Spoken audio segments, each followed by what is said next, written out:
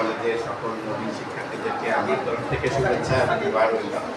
তা আমি আমার বক্তব্যের শুরুতেই প্রথমে যে কথাগুলো বলতে চাইব সেটা হচ্ছে বর্তমান বাংলাদেশের যে রাজনৈতিক পরিস্থিতি, এই পরিস্থিতিতে দীর্ঘ 15-16 বছর পরে আমরা এখন মুক্তির নিঃশ্বাস নিচ্ছি। এই বিজয়ের প্রধান কারিগর ছিল আমাদের ছাত্রছাত্রী ভাই বোনেরা। এই জন্য আমাদের দেশে একটা প্রথা গড়ে উঠেছে যে ছোটবেলা থেকেই আমরা কোনোভাবেই রাজনৈতিকভাবে সচেতন নই, বা আমাদের অভিভাবকরা এই বিষয়ে কোনোভাবেই তাদেরকে আগ্রহী করে তোলে না। আমাদের সবাইকে যে রাজনীতিবিদ হতে হবে ব্যাপারটা এরকম না। দেশের অর্থসামাজিক কাঠামো, রাজনীতি সব কিছু সম্পর্কে সবাইকে অবগত থাকা একজন শিক্ষার্থীর অন্যতম দায়িত্ব। আমরা যদি একটু পিছন থেকে আসি, বিগত মাস থেকে শুরু করে বর্তমান মাস পর্যন্ত আস্তে আস্তে আমাদের দেশের পরিস্থিতি স্বাভাবিক হয়ে আসতেছে। একটু আপনারা যদি খেয়াল করে দেখেন, এই আন্দোলনের নেতৃত্ব দিয়েছিল আমাদের শিক্ষার্থী ভাই বোনেরা। তার মধ্যে স্কুলের বাচ্চারাও কিন্তু শরিক ছিল।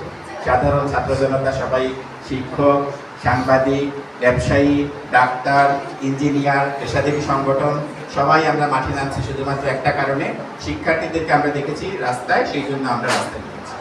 আমার প্রিয় শিক্ষার্থী ভাই বোনেদের দিকে যদি আমরা বলি, আমরা রাজনৈতিকভাবে সচেতন হওয়ার পাশাপাশি পড়াশোনার দিকে যদি একটু কথা বলি, দীর্ঘ 15 বছর সময় পরে আমরা যে নতুন একটা বর্তমান আমাদের প্রধান উপদেষ্টা ডক্টর মোহাম্মদ ইউনূস, উনি একজন বিশ্ববরেণ্য ব্যক্তিত্ব, ওনার হাত দিয়ে আমাদের শিক্ষা ব্যবস্থাটা সংস্কার হবে। আমরা যেন আমাদের শিক্ষা ব্যবস্থায় আমরা সত্যিকারের শিক্ষার মাধ্যমে আমরা কর্মমুখী শিক্ষার দিকে নজর দিতে পারি, সেই দিকে যেন আমরা একটু খেয়াল করি। আমার পূর্ববর্তী বক্তারা অনেকেই বলে গেছেন যে আমাদের প্রধান লক্ষ্য হওয়া উচিত বাংলাদেশে পড়াশোনা শেষ করে ভালো চাকরি করা, ভালো প্রতিষ্ঠিত হওয়া। আমাদের দেশে আমরা কিন্তু প্রতিষ্ঠিত হওয়া বলতে একটা জিনিসই বুঝি, সেটা হচ্ছে একটা ভালো চাকরি, অথবা স্যার বলছেন বিসিএস ক্যাডার অথবা এই ধরনের। উন্নত দেশগুলোতে কিন্তু এরকম কোনো সুযোগ নাই। প্রতিষ্ঠিত বলতে আসলে কিছু নাই। আমাদের মাস্টার প্ল্যান হওয়া উচিত ছিল প্রত্যেকটা শিক্ষার্থী যে বিষয়ে পড়াশোনা করবে সেই জন্য পরবর্তীতে তার এই দেশের জন্যই সে ওই সেক্টরে কাজ করে দেশের উন্নয়নে ভূমিকা রাখতে পারে। তো দুর্ভাগ্যজনকভাবে আমরা একটা উন্নয়নশীল দেশ, আমাদের সেই সুযোগ সুবিধাগুলো অত্যন্ত কম। তারপরেও আপনারা একটু খেয়াল করে দেখেন, আমাদের এই কিছুদিন আগে যে আমরা একটা জনসাধারণের মুক্তি হয়েছে, সেইখানে যে দৃশ্যটা দেখে আমরা সবাই আবেগ আপ্লুত হয়ে গেছিলাম, সেটা ছিল আবু সাইদের গুলি খেয়ে নিহত হওয়া। ওনার মায়ের বক্তব্য ছিল, আমার ছেলেকে চাকরি না দিব মানল কেন? প্রধান উপদেষ্টা কিন্তু ক্ষমতা গ্রহণের প্রথম দিনই কিন্তু আবু সাইদের বাড়িতে গিয়ে বাংলাদেশের পতাকা ওনাদের কাছে দিয়ে এসেছে। আমি কেন কথাগুলো বলছি, এটা একটা মনে প্রশ্ন রাখতে হবে যে আমরা এখন, তোমরা যারা এইচএসসিতে উঠেছ, তোমাদের হাত ধরেই কিন্তু আমরা একটা মুক্তির নিঃশ্বাস ফেলছি। আমাদের এই স্বাধীন বাংলাদেশের, আমার আগে স্যার বলে গেছেন যে দুর্নীতি বা বিভিন্ন কারণে আমাদের দেশের অগ্রসর বা উন্নয়ন হয়নি। সেই উন্নয়নের পথে এখন একটা নতুন বিপ্লব সংগঠিত হয়ে গেছে। রাস্তাঘাটে আমরা দেখি যে ট্রাফিকের দায়িত্ব পালন করছেন আমাদের ছাত্রছাত্রী ভাই বোনেরা, এবং এটা অত্যন্ত সুশৃঙ্খলভাবে হচ্ছে। অনেক ক্ষেত্রেই দেখা যায় যে আমাদের অনেকের লাইসেন্স নাই, ছাত্রছাত্রীরা তাদেরকে অনুরোধ করছেন যে লাইসেন্স নিয়ে আসবেন, এবং আমরা সারা বাংলাদেশে এই সুন্দর একটা দৃশ্য দেখতে পাচ্ছি। এটা তো আমাদের সবার দ্বারাই সম্ভব। নিয়ম শৃঙ্খলা, স্যার যেটা বললেন একটু আগে, নিয়ম শৃঙ্খলা, নিয়মানুবর্তিতা একদম স্কুলের প্রথম দিন থেকে আমাদেরকে শিখতে হবে, যার মাধ্যমে আমরা পরবর্তী জীবনে কখনোই যেন সুযোগ পেয়ে ক্ষমতার বহিঃপ্রকাশ করতে যেয়ে কোনো দুর্বলকে কোনোভাবেই আমরা যেন ক্ষতিগ্রস্ত না করি। তো আমি এই স্কুলের কলেজের অধ্যক্ষ এবং চেয়ারম্যান সাহেবকে ধন্যবাদ জানাতে চাই। এত সুশৃঙ্খলভাবে একটা প্রতিষ্ঠান বিশ্বনাথের মতো জায়গায় ওনারা দীর্ঘদিন থেকে পরিচালনা করে আসতেছেন। আমার দেখা এই সুশৃঙ্খলতার মাধ্যমে এটার প্রসার ইন্ডিয়ান স্কুল এন্ড কলেজের শাখা সারা বাংলাদেশের বিভিন্ন জায়গায় আছে, কিন্তু বিশ্বনাথের বুকে প্রথম যখন উনি দাঁড় করানোর চেষ্টা করেছিলেন, তখন বিভিন্ন প্রতিকূল পরিবেশের মধ্য দিয়ে এগিয়ে আজকে আমরা একটা সুন্দর প্রতিষ্ঠানে দাঁড়াতে পারছি। এবং এই প্রতিষ্ঠানে প্রত্যেকটা সেশনে দেখা যায় 100 স্টুডেন্ট ভর্তি হচ্ছে, এটা নিতান্ত কম না। আমরা সরকারি কলেজে আমি যখন ক্লাস করাই, সেখানে কিন্তু ভর্তি হয় আমাদের একটা সেকশনে 400-500 স্টুডেন্ট থাকে 1000-এর উপরে, ক্লাসে কিন্তু খুব বেশি থাকে না। তা আমি নিশ্চিত স্যারদের কলেজে ক্লাসে প্রত্যেকটা ছাত্রছাত্রী উপস্থিত থাকে, এটা খুবই পজিটিভ একটা বিষয়। আমরা শিক্ষা ব্যবস্থা নিয়ে একটু কথা বলতে চাই। শিক্ষা ব্যবস্থায় আমরা যেটা ফলো করেছি, আমাদের একটা প্যান্ডামিকের টাইম বা করোনার সময় চলে গেছে। করোনার সময় কিন্তু স্বীকার করতে হবে, আমরা কিন্তু অনেকেই পড়াশোনা না করে পরবর্তী ধাপে উঠে গেছি। 5-এ থাকলে 6-এ উঠছি, 6-এ থাকলে 7-এ উঠছি। তো এই যে আমাদের একটু সময় গ্যাপ গেছে, এই পড়াশোনাটা কিন্তু আমরা ভালোভাবে করিনি। অবস্থার শিকার হয়ে আমরা হয়তো প্রমোশন পেয়ে গেছি, কিন্তু আমাদের এই পড়াশোনাটা একটু গ্যাপ ছিল। আমি ইংরেজি শিক্ষক, এখানে একজন শিক্ষক আছেন, আমরা যখন ইন্টারমিডিয়েটে ক্লাস নেই বা ডিগ্রিতে অনার্সে ক্লাস নেই, আমরা অত্যন্ত হতাশ হই। কারণ খুব সিম্পল, একটা অনার্স ফাইনাল ইয়ারে মেয়েকে যদি জিজ্ঞেস করি একটা গ্রামার ভালো করে করো তো দেখি, আমি দেখি সে পারে না। কিন্তু আমাদের এই অঞ্চলের মানুষ বিদেশমুখী, সেটা ভালো কথা। আমি খুব স্পষ্ট করে বলতে চাই, spoken English IELTS it's just a part of English, ছোট্ট একটা শাখা। ইংরেজি ক্লাস 1 থেকে শুরু করে ক্লাস 10 পর্যন্ত সরকারি যে কারিকুলাম আছে, সেই কারিকুলামে আমাদেরকে বলা আছে এখানে কমিউনিকেটিভ ইংলিশটা ডেভেলপ করার জন্য। মানে হচ্ছে প্রত্যেকটা শিক্ষককে ক্লাসে কমপক্ষে 3টা শব্দ, ইংরেজি শব্দ শেখাতে হবে। এটা ডেভেলপ করতে হবে ক্লাস 1 থেকে। যখন সে এইচএসসি-তে ঢুকবে তখন তার শব্দ ভান্ডার হবে 5600, একটা ডিকশনারি সমান। তখন তাকে যদি আমি প্যারাগ্রাফ লিখতে বলি, তার বানায় লিখতে কোনো অসুবিধা হবে না। এসে লিখতে বলি, বানায় লিখতে গেলে কোনো অসুবিধা হবে না। কিন্তু যদি আসল জায়গাটা ডেভেলপমেন্ট না হয়, একটা বিল্ডিং এর প্রধান হচ্ছে অবকাঠামো। মাটির উপরের দৃশ্যগুলো আমরা দেখি, মাটির নিচের দৃশ্যগুলো আমরা দেখি না। কখনোই কিন্তু কোনো অবস্থাতেই যারা ক্লাস 9-এ ধরো একটা চ্যাপ্টার আছে যেটা পড়লে আরেকটা চ্যাপ্টার পড়তে হয় না, কিন্তু বইয়ে যখন দেওয়া আছে দুটোই আমাদেরকে পড়া উচিত, দুই পদ্ধতিই জানা উচিত। যখন আমি একসময় নিজে টিউশনি করতে শুরু করলাম, তখন দেখলাম যে একটা চ্যাপ্টার ধরো আমি পড়ি নাই, তখন আমাকে কি করতে হচ্ছে, আমার আবার কারো কাছে দিয়ে সেটা শিখতে হচ্ছে, তারপরে আমার ছাত্রকে পড়াতে হচ্ছে। আর আমি যদি ফাঁকিবাজি করি তাহলে যেটা করব, এই প্রশ্ন আসলে আমি এড়িয়ে চলে যাব, আমার শিক্ষার্থীরা বঞ্চিত হবে।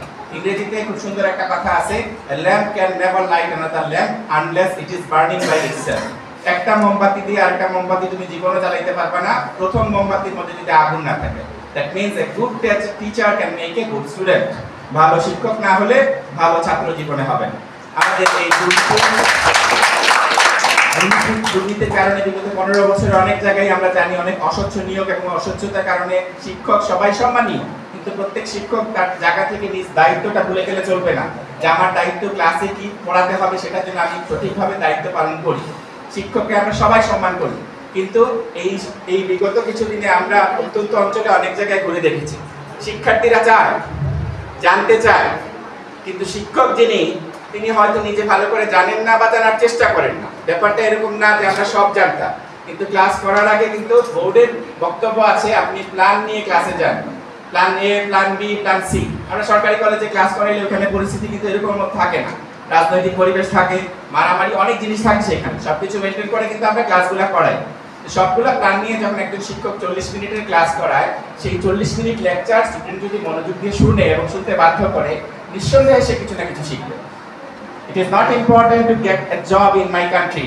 শুধু যদি চাকরির চিন্তা করি তাহলে এই দেশ আগামী 20 বছর পরে আজকে যেখানে আছে সেখানেই থাকবে, পরিবর্তন হবে না। তো পরিবর্তনের জন্য প্রধান যে জিনিসটা, ক্লাস 1 থেকে শুরু করে একদম 12 পর্যন্ত, এটাকে আমরা বলি স্কুল সেকশন, 1 থেকে 12।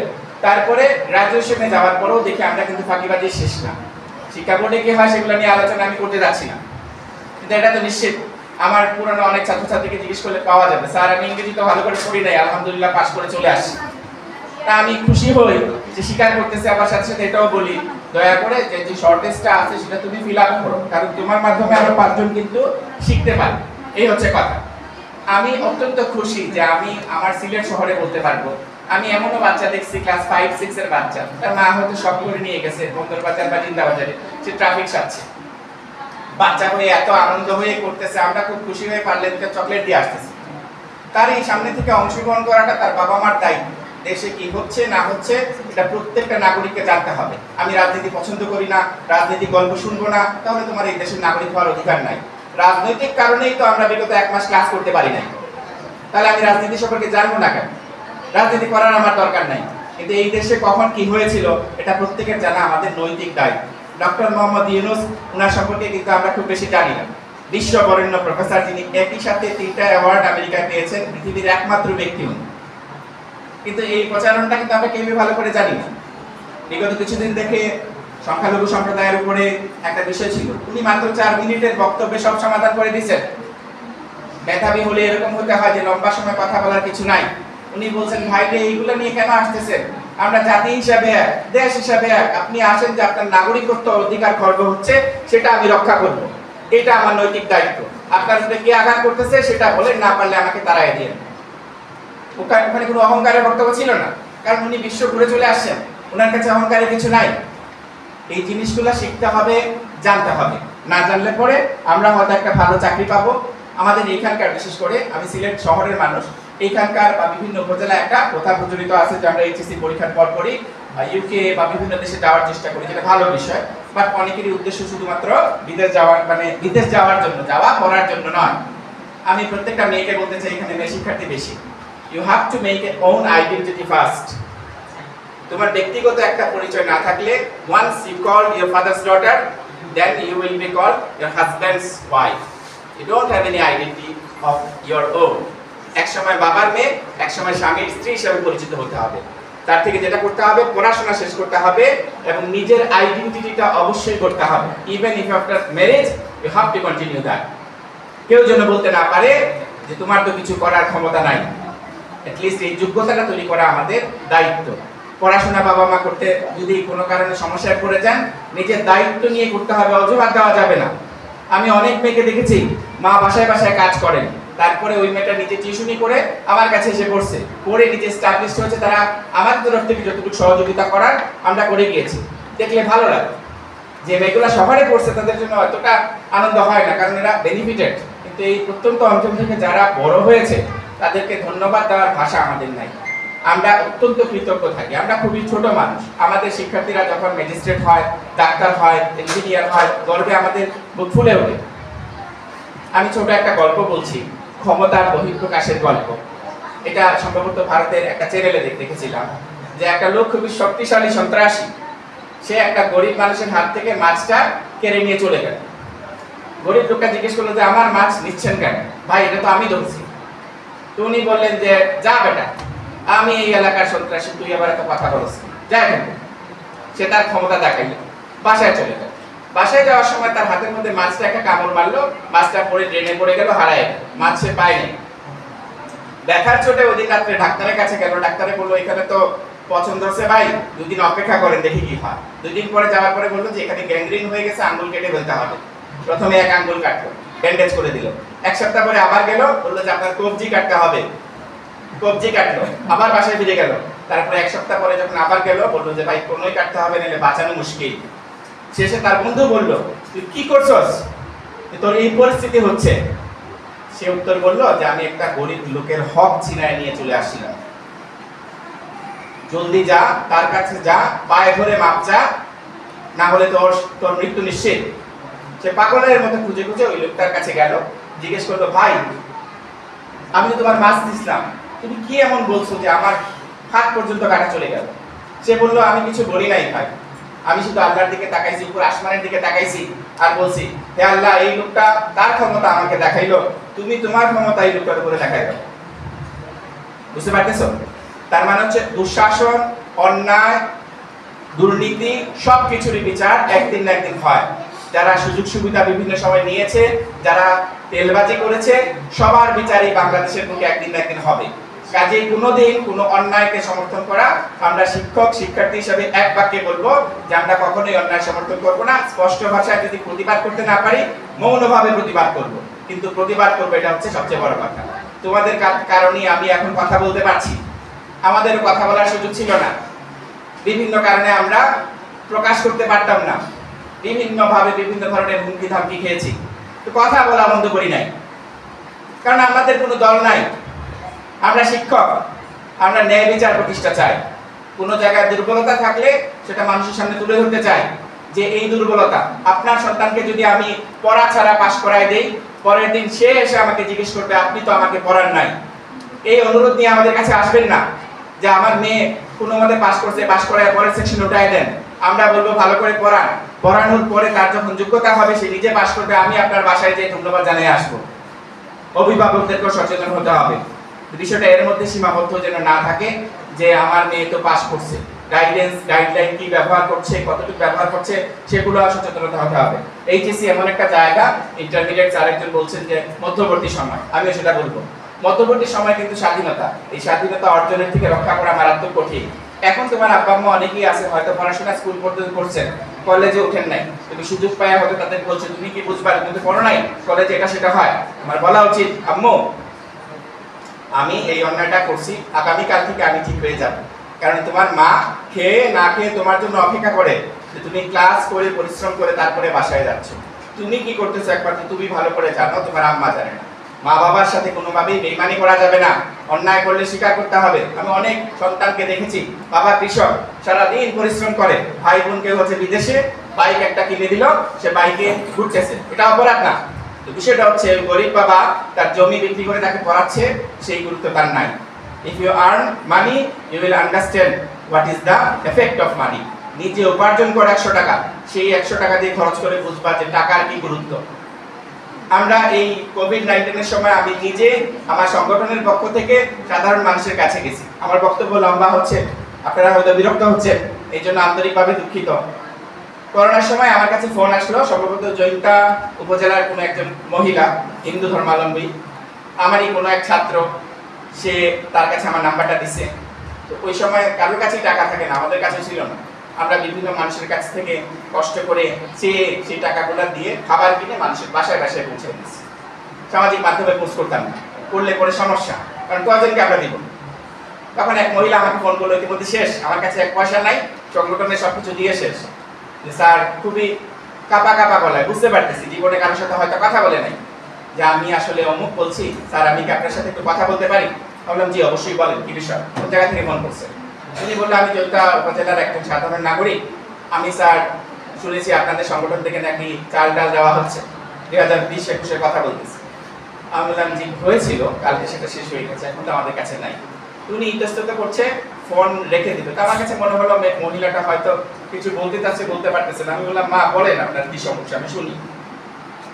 উনি বললো যে বাবা আমরা আসলে আমার 2টা মেয়ে সহ 2 দিন থেকে উপাস, বাসায় কিছু নাই, আমি ভাবছি আপনাকে ফোন করলে বলে কে দেবে, উই আর হিউম্যান বিং, আমরা মানুষ। আমি জিজ্ঞেস করলাম 2500 করে সরকারি টাকা আসছে, সেই টাকাগুলো আপনারা পাইছিলেন? বলছে না চেয়ারম্যান, নাম বলছি না, যাই হোক ওনার কাছে গেছি, তারাই পাইনি। আমার কাছে 1 পয়সা নেই। আমার মাকে যেয়ে বললাম যে 1000 টাকা দিবা আছে, সে বললো এখন নাই রে বাবা, বিকালে নিস। বিকালে নিয়ে আমি ওনাকে বিকাশ করলাম। আমি কোনো মহৎ ব্যক্তি না, একটা উদাহরণ দিচ্ছি, আর আমি পরে ভুলেও গেলাম আমি যে দিচ্ছি। কৃতজ্ঞতা বোধ দেখেন, 3 দিন পরে ওই মহিলা আমাকে আবার ফোন করছে, ফোন করে কৃতজ্ঞতা জানাইছেন এবং বললেন যে স্যার আপনার টাকায় ভাত খাইছি। এই কৃতজ্ঞতা বোধ ভিতরে থাকতে হবে। কেউ যদি শিক্ষক হয়, প্রাইমারি স্কুলের, হাই স্কুলের, বিশ্ববিদ্যালয়ের, শিক্ষককে শিক্ষকের সম্মান করতে হবে, ভাই বোনকে ভাই বোনের সম্মান করতে হবে, না হয় শিক্ষিত হওয়া যাবে কিন্তু সুশিক্ষিত হওয়া যাবে না। সুশিক্ষিত হতে গেলে ভালো করে পড়াশোনা করতে হবে। আমি অনেক লম্বা কথা বললাম, আন্তরিকভাবে দুঃখিত, বিরক্ত হয়ে থাকলে সবার জন্য শুভকামনা রইল। আপনারা সবাই সুন্দর জীবনযাপন করবেন এবং সুশৃঙ্খলভাবে একটা সুন্দর জাতি আমাদের কাছে উপহার দেবেন। ধন্যবাদ। আসসালাম। বিশ্বনাথের ঐতিহ্যবাহী শিক্ষা প্রতিষ্ঠান Sylhet Cambrian school college Biswanath শাখা কর্তৃক আয়োজিত আজকে এই বড় অনুষ্ঠানের সম্মানিত সভাপতি, ক্যাম্ব্রিয়ান স্কুল এন্ড কলেজের চেয়ারম্যান জনাব শাহিন আহমেদ রাজু, উপস্থিত আছেন কলেজের অধ্যক্ষ আমার একান্ত প্রিয়ভাজন জনাব দুলাল ভাই, বিশ্বনাথ ডিগ্রি কলেজের ইংরেজি বিভাগের প্রভাষক জনাব শাহ আলম, আমার শাহ আলম তুহিন, আমার আরেকজন প্রিয় মানুষ বসে আছেন এখানে রফিক ভাই, যিনি আমার বাচ্চাদের টিচার। এখানে উপস্থিত আছেন শিক্ষকবৃন্দ, শিক্ষকবৃন্দ এবং আমার স্নেহস্পদ সাংবাদিক কবি এসপি শেবু। উপস্থিত সবাইকে আমার ব্যক্তিগত পক্ষ থেকে আন্তরিক শুভেচ্ছা অভিনন্দন জানাচ্ছি। বিশেষ করে আজকে যারা এখানে যারা নবীন আছেন, যাদেরকে বরণ করে নেওয়া হলো, তাদের প্রতি আবারও লাল গোলাপ শুভেচ্ছা। আপনারা এখন জীবনের যে বাঁকে এসে পৌঁছেছেন, আপনাদের এখন উচ্চ মাধ্যমিক স্তরের এই পথটা কিন্তু খুব মসৃণ নয়, কঠিন একটা পথ। এই পথ, পিচ্ছিল পথকে পাড়ি দিতে হলে আপনাদের অনেক ত্যাগ, অনেক সংগ্রাম, অনেক সাহস, অনেক উদ্যম নিয়ে চলতে হবে। কারণ আমরা অনেক সময় জানি যে এই যে পর্যায়ে, এই যে বয়স, জীবনের প্রাথমিক শিক্ষা থেকে মাধ্যমিক, উচ্চ মাধ্যমিক, এই যে বয়স এবং এই যে আপনাদের শিক্ষা কারিকুলাম, এটা আসলে আপনাদের নিজেদেরই করতে হবে। কোনো শিক্ষক, কোনো অভিভাবক, কেউ আপনাকে পথ, সঠিক পথ গাইড করবে, কিন্তু দেখিয়ে দেবে, আপনাকে দেখাতে হবে আপনার পথ।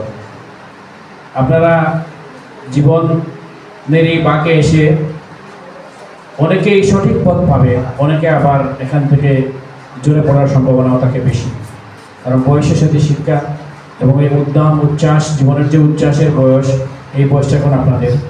তো আমি এখানে বলতে চাই যে ক্যাম্ব্রিজ স্কুল কলেজ বেশি দিন আগে এখানে হয়নি, প্রতিষ্ঠিত হয়নি, সম্ভবত 3 থেকে 4.5 বছর এরকম হবে।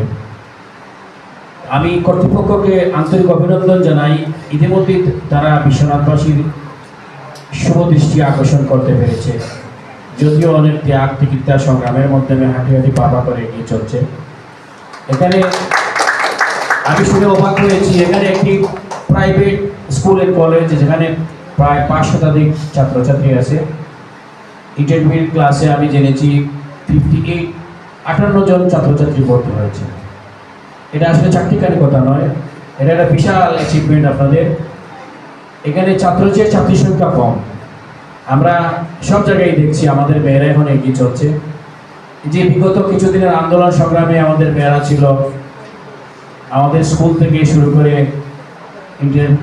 ইন্টারমিডিয়েট থেকে শুরু করে বিশ্ববিদ্যালয় পর্যন্ত যারা জীবন বাজি রেখে যুদ্ধ সংগ্রাম করে এই জাতিকে একটি মুক্ত পরিবেশ তৈরি করে দিয়েছেন, যারা জীবন বিলিয়ে দিয়েছেন, সেই সমস্ত শহীদের আত্মার মাগফিরাত কামনা করছি। প্রথমে শোক সন্তপ্ত পরিবারের প্রতি গভীর সমবেদনা জ্ঞাপন করছি, এবং যারা আহত হয়েছেন, যারা হসপিটালে ভর্তি হয়েছেন, তাদের সুস্বাস্থ্য এবং দ্রুত আরোগ্য কামনা করছি। আমরা এমন একটা দেশে বসবাস করছি, আমরা আসলে স্বাধীন সার্বভৌম রাষ্ট্রে প্রতিবেশী একটি বিশাল দেহ নিয়ে বিশাল একটি রাষ্ট্র আমাদের গ্রাস করতে চায় বারবার, কিন্তু আমরা বিশ্ববাসীকে দেখিয়ে দিয়েছি আমরা পারি, আমাদের ছেলেরা পারে। আমরা কোনো তাবেদার, কোনো বিদেশি, কোনো ক্রীড়নক কেউ আমাদের দেশ নিয়ে খেলা করুক, এরা দেশের মানুষ চায় না। 31 সালে যেভাবে আমরা প্রমাণ করেছি, 2024 ঠিক তেমনি আমরা প্রমাণ করেছি। আমরা কোনো রাজনৈতিক নেতা দলের প্রতি আমাদের কোনো বিদ্বেষ নেই, আমাদের ভালোবাসা আছে, বিরাগ নেই, আমাদের অনুরাগ আছে। আমরা চাই এই দেশ সঠিকভাবে সুন্দরভাবে প্রত্যেকেই তার নাগরিক সুবিধা ভোগ করুক। এখানে রাজনৈতিক দল ক্ষমতায় গেলে অন্যদেরকে এরা মানুষই মনে করতো না, শুধু তার দলের লোকই তার দল মানুষ, কিন্তু এখন সেই দিন আর নেই। আমরা চাই 31 সালে যারা স্বাধীনতা যুদ্ধে আত্মাহুতি দিয়ে দেশকে স্বাধীন করেছিলেন, তাদের আত্মা কষ্ট পাবে তাদের এই কার্যক্রমে। আমরা চাই আমরা প্রত্যেকের নাগরিক অধিকার হোক। এদেশের কলেজ বিশ্ববিদ্যালয়গুলোতে লেখাপড়ার পরিবর্তে দেখা যায় যে রাজনৈতিক দলগুলোর অস্ত্রাগার তৈরি হয়েছে। আপনারা ইতিমধ্যে দেখেছেন আমাদের শিক্ষা ব্যবস্থাকে পঙ্গু করা দেওয়া হয়েছে, আমাদের একটি জেনারেশনকে দেশ থেকে বিতাড়িত করে দেওয়া হয়েছে। মেধাবী ছেলেরা, মেধাবী ছাত্ররা দেশ ছেড়ে পালিয়ে গেছে। অনেক পরিবার কিন্তু আত্মমর্যাদা রক্ষা করতে অনেকে দেশ থেকে চলে গেছে। কিন্তু আমরা এর অবসান হয়েছে, এর অবসান হোক। ভবিষ্যতে আরও কোনো এভাবে কোনো জাতির গাড়ে কোনো স্বৈরাচার চেপে বসুক, এই জাতি এটা মেনে নেবে না। আপনাদেরকে সবাইকে সদা প্রস্তুত থাকতে হবে।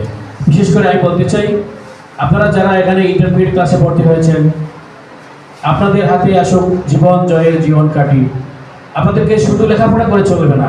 এদেশে শিক্ষিত মানুষের কোনো অভাব নেই, এদেশে প্রচুর শিক্ষিত মানুষ আছে, কিন্তু আমরা যারা যে শিক্ষা অর্জন করেছি যে শিক্ষা ব্যবস্থায়, এই শিক্ষা ব্যবস্থায় আমাদেরকে সুনাগরিক করে আমাদের সন্তানদেরকে গড়ে তুলে দেওয়া হয়নি। এর মূল গড়ে তোলা আমাদের শিক্ষা ব্যবস্থা। এখানে আবার প্রচলিত হয়েছিল আগডুম বাগডুম প্যাক কী সব, এইসব আমরা কিছুদিন আগে দেখেছি। এই সমস্ত শিক্ষা ব্যবস্থাকে বাতিল করতে হবে। যে শিক্ষা ব্যবস্থায় এই দেশের মানুষ সুনাগরিক হিসেবে গড়ে ওঠে, এই দেশ যারা সুনাগরিক গড়ে ওঠে, দেশ কাজে গড়ার কাজে আত্মনিয়োগ করে, এইভাবে আমাদের শিক্ষা ব্যবস্থা তৈরি করতে হবে। আমরা আর কোনো তাবেদার চাই না, আমরা কোনো রাজনৈতিক দলের রেজাল্ট ভিত্তিক করুক এদেশের স্টুডেন্টরা, আমরা এটা চাই না। এদের স্বাধীন, এই দেশ স্বাধীন দেশ, স্বাধীনভাবে কথা বলবে, এবং এখানে কারো আধিপত্য, এখানে কারো চোখ রাঙ্গানি এই দেশের জনগণ আর মেনে নেবে না। আমরা চাই এই ছাত্রছাত্রীর মাধ্যমে এই দেশে আন্দোলন হয়েছে, সংগ্রাম হয়েছে, এবং এই ত্যাগ তিতিক্ষা এর অর্জন আপনাদেরই। ভবিষ্যৎকে আমরা সুপথে পরিচালিত করার জন্য এই দেশের জাতিকে আপনাদেরকে কাজ করতে হবে। আমরা যখন অবাক হই রাস্তায় ছোট ছাত্রী সে ট্রাফিকের ভূমিকা পালন করছে। আমি গাড়িতে ছিলাম, আমি একটা শহরে গেছিলাম, একটা ছোট একটা সম্ভবত 9-10 ছাত্রী ওরা ট্রাফিকের কাজ করতেছে। আমার এত ভালো লাগছে, আমি ওনাদেরকে থ্যাঙ্কস দিয়েছি। এভাবে প্রত্যেকেই আমরা যদি দেশ গড়ার কাজে আত্মনিয়োগ করি তাহলে আমাদের দেশ মালয়েশিয়া সিঙ্গাপুর হওয়ার কোনো বিষয় না। আমরা এর আগেও শুনেছি দেশ কানাডা হয়ে গেছে, যে ওটা হয়েছে হয়েছে সবার জন্য হয় নাই, যাদের জন্য হয়েছে তাদের জন্য হয়েছে। এখন আমরা দেখতেছি লুটের যে হিসাব পাওয়া যাচ্ছে, ব্যাংক থেকে 92,000 কোটি টাকা হাওয়া হয়ে গেছে। ব্যাংকের বাইরে 2,70,000 কোটি টাকা নাই হয়ে গেছে। আমরা দেখেছি অনেকের বাসা বাড়িতে টাকার বাংকার হয়ে গেছে। এই সমস্ত লুট, রাষ্ট্রীয় সম্পদ যারা লুট করে তাদেরকে পাই করে আল্লাহর কাছে হিসাব দিতে হবে। জনগণের কাছে হিসাব পরের কথা, আল্লাহর কাছে পাই করে হিসাব দিতে হবে। কিয়ামত দিন রাষ্ট্রীয় সম্পদ গনিমতের মাল যদি কেউ লুট করে তাহলে আল্লাহর কাছে তাকে দেওয়া হবে। এবং কোনো জালিমকে আল্লাহ কোনো জালিমকে ছাড় দেন না। আল্লাহ কোনো জালিমকে ছাড় দেন না। এর হিসাব সবচেয়ে প্রথম হিসাব হয় জালিমদের হিসাব হয়। এদেশের কত মায়ের বুক খালি হয়েছে। আমরা আসলে এটা অবাক হয়ে যাই। একটা স্বাধীন দেশ, এই জন্য কি স্বাধীন হয়েছিল? লুটেরাদেরকে রাজত্ব কায়েম করার জন্য। আমরা চাই না এদেশে আর কোনো স্বৈরাচার আসুক, আর কোনো বিদেশি শক্তির চক্রাঙ্গানি, কোনো শক্তিশালী প্রতিবেশীর আধিপত্যবাদ এই দেশের চলবে না। এই দেশের জনগণ জেগেছে, এই দেশ জাগবে, জাগ্রত থাকবে এবং ভারতীয় আধিপত্যবাদ এদেশে আর থাকবে না, প্রতিহত করা হবে। এই উপস্থিতি, আপনাদের কাজ শুধু লেখাপড়া নয়, আপনাদের কাজ সোনার গরিব তৈরি হতে হলে আপনাদের প্রত্যেকেই যে ধর্মের অনুসারী হন না কেন আপনাকে ধর্মকে অনুসরণ করতে হবে। আপনাকে আদর্শ নাগরিক হতে হবে। আপনি যদি আদর্শ নাগরিক না হন তাহলে এই দেশকে আপনি কিছু দিতে পারবেন না। আপনি দেশের বাইরে যাবেন, আপনি স্টুডেন্ট ভিসা যাবেন, আপনি লেখাপড়া করবেন, আপনি বড় উচ্চ ডিগ্রি নিয়েবেন, দেশের কাজ করবেন, দেশের কাজ করবেন, দুনিয়ার কাজ করবেন। কিন্তু কেউ এমন আছে যে আমি লন্ডন চলে যাব, বিদেশে চলে যাব, আমেরিকা চলে যাব, শুধু যাওয়ার জন্যই যাচ্ছি, টাকার জন্য। আপনি শিক্ষিত হচ্ছেন, আপনি জাতিকে কিছু দিতে হবে। আপনার প্রত্যেকটা কাজ হতে হবে আল্লাহ সন্তুষ্টির জন্য।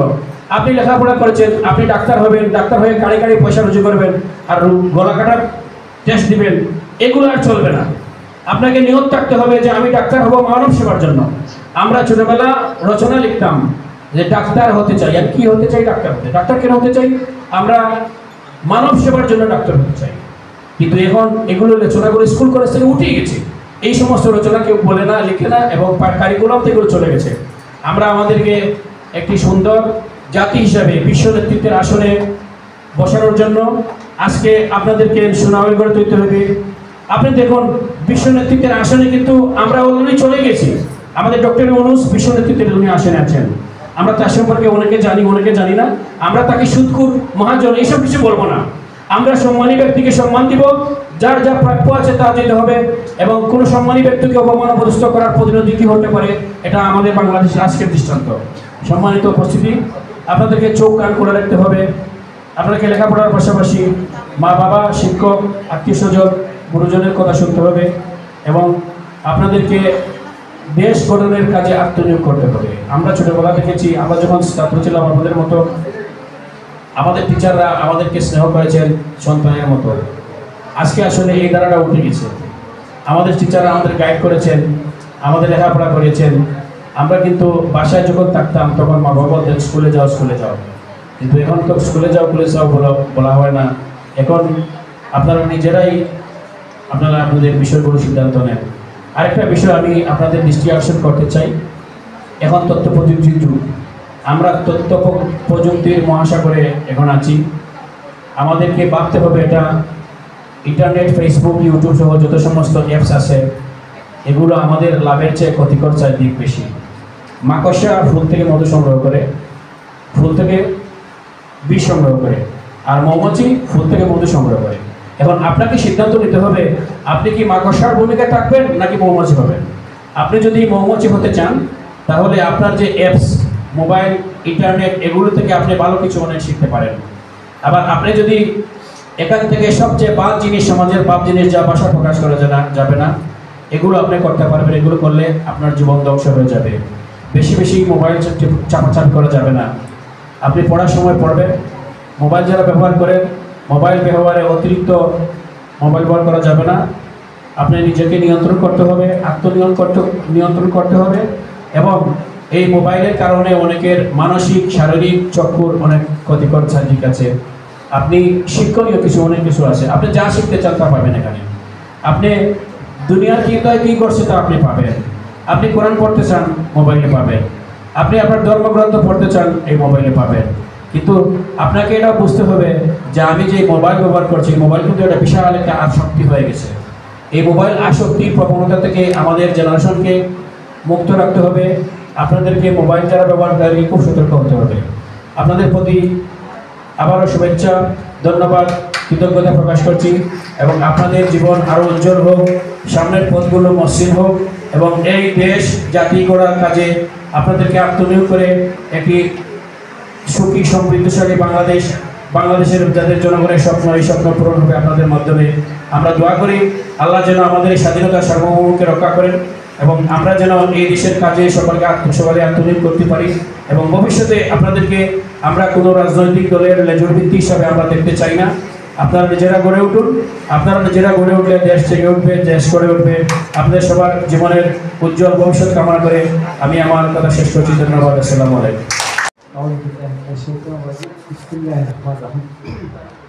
সিলেট কেন্দ্রীয় স্কুল অ্যান্ড কলেজ বিশ্বনাথ কর্তৃক আয়োজিত আজকের এই সুন্দর প্রোগ্রামে, সুন্দর অনুষ্ঠানে সম্মানিত ছাত্র পরিচালক সাদিয়া আহমেদ বাবলু, সম্মানিত সভাপতি বিশ্বনাথ কেন্দ্রীয় স্কুল অ্যান্ড কলেজের সম্মানিত প্রিন্সিপাল জনাব কবিরুল আহমদ, আজকের অনুষ্ঠানে সম্মানিত প্রধান অতিথি আমার শ্রদ্ধেয় বড় ভাই সম্মানিত কাজী জামালউদ্দিন সাহেব, উপস্থিত রয়েছেন আজকের অনুষ্ঠানে সম্মানিত বিশেষ অতিথি বিশ্বনাথ ডিগ্রি কলেজের সম্মানিত লেকচারার আমার বন্ধু জনাব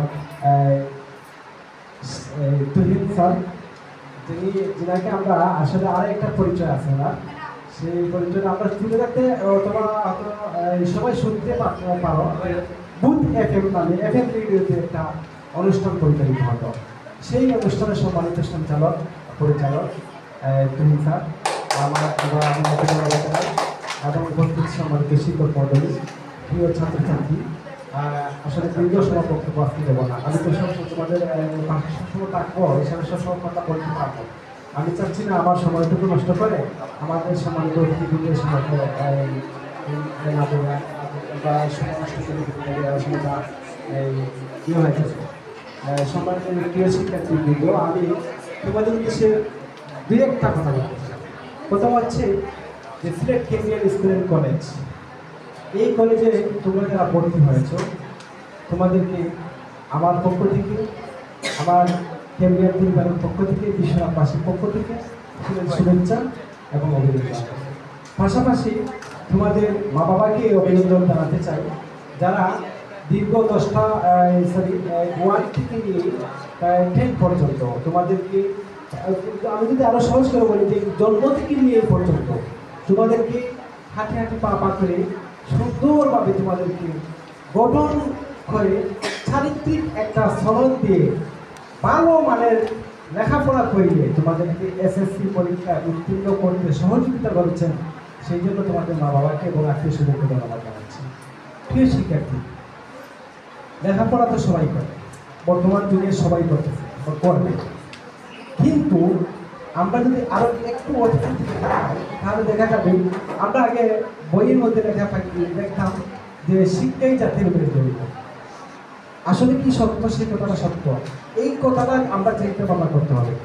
শিক্ষাই জাতির যদি মেরুদণ্ড হয়ে থাকে, তাহলে বাচ্চার অস্তুত ঢাকা বিশ্ববিদ্যালয় থেকে অথবা অন্যান্য বিশ্ববিদ্যালয় থেকে অথবা অন্যান্য প্রতিষ্ঠান থেকে লেখাপড়া করে ভালো মানের ছাত্ররা লেখাপড়া, মেধাবীরা লেখাপড়া করে তারা জ্ঞান অর্জন করে দেশের বিভিন্ন সেক্টরে তারা মানে কাজ করছেন, নিয়োজিত আছেন। কিন্তু আমাদের দেশের দুর্নীতি দমন হচ্ছে না, আমাদের দেশের ঘুষ নিধন হচ্ছে না, ছিনতাই, রাহাজানি, হত্যা, নির্যাতন বিভিন্নভাবে রূপ করছে তারা করছে। কারণ কি? কারণ ওরা কিন্তু অশিক্ষিতরা করে না, ছিনতাই কিন্তু অশিক্ষিত করছে না, দুর্নীতি কিন্তু ওই যে বিভিন্ন সেক্টরে দুর্নীতির বার্তা আছে, ওরা কিন্তু অশিক্ষিত, শিক্ষিত, রাষ্ট্রের বিভিন্ন গুরুত্বপূর্ণ দায়িত্বে পালন করছে। ওরা একটা জিনিসের অভাবের কারণে তারা এই জিনিসটা করতেছে, সেটা হচ্ছে সুশিক্ষা। সুশিক্ষা না থাকার কারণে আজকে রাষ্ট্রের এই অধঃপতন। প্রিয় শিক্ষার্থী, আমি তোমাদেরকে মেসেজ দিতে চাই, আমরা শিক্ষা জাতির মেরুদণ্ডকে একটু পাল্টিয়ে একটু সুন্দর সংস্কার করে যদি বলি সুশিক্ষা জাতির মেরুদণ্ড, সেটাই হবে আমাদের জীবনের সবচেয়ে বড় একটা অর্জন। আমরা অর্জন করতে এসেছি। আমরা যদি এই প্রতিষ্ঠানকে একটা কলেজ শুধু কলেজ মনে করি তা চলবে না। এই কলেজটা হচ্ছে মানুষ গড়ার হাতিয়ার, কারিগর। এই কলেজটা হচ্ছে মানুষ গড়ার কারখানা। এই কলেজটা হচ্ছে ওয়ার্কশপ, গ্যারেজ। আমরা যদি আরো সহজ ভাষা বলি যে গাড়ি নষ্ট হলে এটাকে নিয়ে যাওয়া হয়, সেখান থেকে একটু জ্বালাই করে সুন্দর করে আবার গাড়িটাকে লাগিয়ে দেওয়া হয়। প্রিয় শিক্ষার্থী, তোমরা যারা এখানে ভর্তি হয়েছ, তোমাদেরকে মনে করতে হবে যে আমরা ছোটো থাকতে 1 2 3 4 5 লেখাপড়া করছি, ডিসিপ্লিন নিয়মানুবর্তিতা, সময়ানুবর্তিতা, এই সেই বিভিন্নভাবে আমরা আলোচনা শিখেছি। কিন্তু এই ডিসিপ্লিনটা আমাদের মধ্যে আজও বাস্তবায়ন হয়েছে কিনা সেটা আমাদেরকে উপলব্ধি করতে হবে। আমরা যদি দেখি যে আমি প্রায় সহ বলি, আমাদের কলেজে বিশেষ করে ক্যাম্পিয়ান স্কুলের কলেজে যে ছাত্রগুলো পড়তে হবে, তাদের ডিসিপ্লিন হতে হবে, তাদের শৃঙ্খলা হতে হবে, তাদের আচরণ হতে হবে, তাদের ক্যারেক্টার হতে হবে সুন্দর, যাতে করে তুমি যখন বাইরে চলাফেরা করবে, তোমাকে দেখলে পরে লোকজন বলবে ওই যে একটা ছেলে যাচ্ছে, ওই যে একটা মেয়ে যাচ্ছে, ওই যে ক্যাম্পিয়ান। এই আদর্শটা যদি আমরা লালন করতে পারি, বুকে ধারণ করতে পারি, আমাদের মা বাবার চিন্তা চেতনা, আমাদের আত্মীয় স্বজনের স্বপ্ন, সব কিছু বাস্তবায়ন করা সম্ভব। আমরা ছোট থাকতে আমাদেরকে বলা হতো, আব্বু তুমি কি হতে চাও? আমরা ডাক্তার হতে চাই। আব্বু কি হতে চাও? আমি বড় ইঞ্জিনিয়ার হতে চাই। এখন হচ্ছে ইঞ্জিনিয়ার এবং ডাক্তার অথবা অন্য অন্য সেক্টরের লোক তৈরি করার মতো এই পরিবেশ তোমাদের, কারণ হচ্ছে তোমরা ইন্টারমিডিয়েটে পড়ছো। এখন থেকে তোমাদেরকে বডি মাইন্ড এন্ড সোল সম্পূর্ণ নাক কান সব খোলা রেখে তোমরা চিন্তা ভাবনা করতে হবে, আমরা আসলেই কি আমি ডাক্তার হতে পারবো, আসলেই কি আমি ইঞ্জিনিয়ার হতে পারবো, আসলেই কি আমি ব্যারিস্টার হতে পারবো, অথবা অন্য কোনো সেক্টরের আমি ভালো মানের যোগ্য ব্যক্তি হতে পারবো। প্রিয় শিক্ষার্থী, তোমাদেরকে আসলে আমি নষ্ট করতে যাচ্ছি না। আমি তোমাদের সাথে অনেক কথা বলবো, অনেক গল্প গুজব করবো, পাবে আমাকে। আমি আমার এই সময়টুকু সম্মানিত অতিথিবৃন্দের কাছে দিয়ে আমি আমার কথা শেষ করছি। তোমরা ভালো থাকো, ভালো মানের শিক্ষিত হো, ভালো ব্যক্তি হো, সুশিক্ষায় শিক্ষিত হো, মা বাবার মুখ উজ্জ্বল করে সেই প্রত্যাশা রেখে আমি আমার কথা শেষ করছি। আল্লাহ হাফিজ। বিসমিল্লাহির রহমানির রহিম। Sylhet Cambrian school college Biswanath সাহা কর্তৃক আয়োজিত আজকে নভেম্বর অনুষ্ঠানের শুরুতে বৈষম্য বিরোধী ছাত্র আন্দোলনে যারা শহীদ হয়েছে তাদের আত্মার মাগফিরাত কামনা করছি, যারা অসুস্থ আছেন তাদের সুস্থতা কামনা করছি, যারা এখনও মাঠে আছেন তাদের সফলতা কামনা করছি। ধন্যবাদ জানাচ্ছি আজকের উপস্থাপক সদ্য বিদায়ী বিপি সাব্বির রহমান বাবলুকে। ধন্যবাদ জানাচ্ছি আজকে আমাদের ক্যামেরায় আছেন আমাদের প্রিয় কবি এসপি শেখু ভাই। ধন্যবাদ জানাচ্ছি ক্যাম্পিয়ান স্কুল কলেজ বিশ্বনাথ শাখার সম্মানিত চেয়ারম্যান জনাব শাহিন আহমদ রাজু স্যারকে। ধন্যবাদ জানাচ্ছি আজকের প্রধান অতিথি বিশ্বনাথ প্রেস ক্লাবের সাবেক সভাপতি কাজী জামালউদ্দিন ভাইকে। ধন্যবাদ জানাচ্ছি আমার সহকর্মী বিশ্বনাথ সরকারি কলেজের ইংরেজি প্রভাষক স্যার, অনেক গুণান্বিত। আমাদের চেয়ারম্যান স্যার অলরেডি বলে গেছেন, স্যার FM রেডিওতে দীর্ঘদিন কাজ করেছেন। আমাদের চেয়ারম্যান স্যার নাকি স্যারের এই ভূতের গল্প শুনে শুনে রাত কাটাতেন। স্যারের বক্তব্য আছে, সেটা প্রমাণ হয়েছে। এত সুন্দর বক্তব্য দিতে পারেন, আজকে প্রথম দেখলাম। স্যার এত ব্যস্ততার পরে আমাদেরকে সময় দিয়েছেন, স্যারকে ধন্যবাদ জানাচ্ছি। ধন্যবাদ জানাচ্ছি আমাদের কলেজের উপাধ্যক্ষ রফিক স্যারকে। ধন্যবাদ জানাচ্ছি আমাদের ক্যাম্পিয়ান স্কুল কলেজের সম্মানিত লেকচারার এবং সহকারী শিক্ষকবৃন্দদেরকে। ধন্যবাদ জানাচ্ছি দ্বাদশ শ্রেণীর শিক্ষার্থীদেরকে। আমি সফলতা কামনা করছি। আজকে যারা একাদশ শ্রেণীতে ভর্তি হয়েছ, পৃথিবীর হাজার হাজার ফুলের সুবাসিত হোক তোমাদের জীবন। প্রিয় শিক্ষার্থীরা, তোমাদের মনে দৃঢ় প্রতিজ্ঞা থাকতে হবে। প্রতিজ্ঞা থাকলেই হবে না, চেষ্টা চালাতে হবে। নবী করিম সাল্লাল্লাহু আলাইহি ওয়াসাল্লাম নবুয়ত প্রাপ্তির পর যখন কাফেররা ওনার বিরুদ্ধে আত্মনিয়োগ করেছিল, এমনকি ওনার চাচাও আবু তালিবও বলেছিলেন যে তুমি কুরাইশদের সাথে একটা সমঝোতা করো। তিনি তখন কি বলেছিলেন যে আমার এক হাতে চন্দ্র অন্য হাতে সূর্য দিলেও আমি যে রাস্তায় আছি সেই রাস্তা হতে বিচ্যুতি হবে না। সেই মক্কার কিশোর সেই রাখাল পরবর্তীতে এই বিশ্বজাহানের আধিপত্য বিস্তার করেছিলেন। প্রিয় শিক্ষার্থীরা, তোমাদেরও লেগে থাকতে হবে, পরিশ্রম করতে হবে। শুধু ভর্তি হলে হবে না, পড়াশোনায় মনোনিবেশ করতে হবে। আমার আগে দীর্ঘক্ষণ বক্তারা বক্তব্য দিয়েছেন, আমি জানি তোমাদের অনেক কষ্ট হচ্ছে আমার বক্তব্য শুনতে। তারপরেও ধৈর্য নিয়ে যে আমার বক্তব্য শুনেছ, এছাড়া তোমাদেরকে ধন্যবাদ জানাচ্ছি। ক্যাম্পিয়ানের পরিবারের পক্ষ থেকে তোমাদের ধন্যবাদ জানিয়ে আজকে অনুষ্ঠানে